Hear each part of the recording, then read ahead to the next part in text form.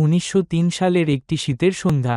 প্যারিসের একটি ছোট ল্যাবরেটরিতে ম্যারি কিউরি গভীর মনোযোগ দিয়ে কাজ করছিলেন। টেবিলে ছড়িয়ে ছিটিয়ে ছিল বিভিন্ন রাসায়নিক পদার্থ, গ্লাসের টিউব, আর একটি জ্বলজ্বলে পাথরের টুকরো। এই পাথরটি ছিল রেডিও অ্যাক্টিভ পদার্থ, যেটি তিনি এবং তার স্বামী পিয়ের কিউরি আবিষ্কার করেছিলেন। ম্যারি কিউরি ছিলেন এক অদম্য নারী। পোল্যান্ডে জন্মগ্রহণ করেও তিনি নিজের স্বপ্ন পূরণে প্যারিসে চলে আসেন। সেই সময়ের সমাজ নারীদের জন্য ছিল কঠিন, কিন্তু ম্যারি তার মনোবল হারাননি।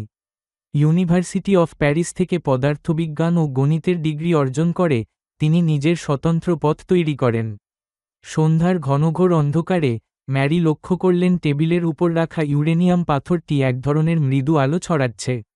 তিনি ভাবলেন, এটা কেমন অদ্ভুত! এর উৎস কী হতে পারে?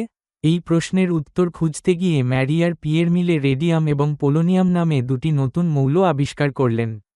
এই আবিষ্কার কেবল বিজ্ঞানের দুনিয়ায় নয়, চিকিৎসা বিজ্ঞানেও এক বিপ্লব ঘটাল। ক্যান্সার চিকিৎসার জন্য রেডিয়াম তখন থেকে ব্যবহৃত হতে শুরু করে। কিন্তু এই সাফল্যের পেছনে ছিল অনেক ত্যাগ।